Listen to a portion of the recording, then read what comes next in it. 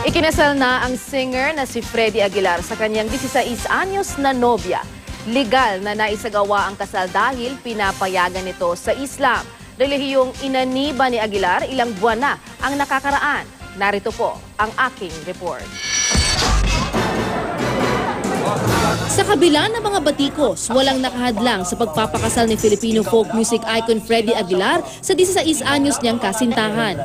Ang simpleng seremonya na tumagal ng halos 45 minuto, tila patunay sa kasabihang ang pag-ibig. Kapag pumasok sa puso ni numan, hahamakin ng lahat, masunod lamang. Kasalang pang-Muslim ito na pinangunahan ng isang imam o Islamic religious leader dahil nagpa-convert si Ka Freddy sa Islam. 6 na buwan na ang nakakaraan. Kaya hindi issue ang pagiging minor de edad ng bride dahil pinapayagan niya sa Sharia law ng mga Muslim at ng Muslim Act of the Philippines. Kailangan lang na may pahintulot ng mga magulang ng babae na binasa naman sa kasal ni Maguindanao Governor Toto Mangudadatu. Kung Muslim na sila, covered na sila ng Sharia law.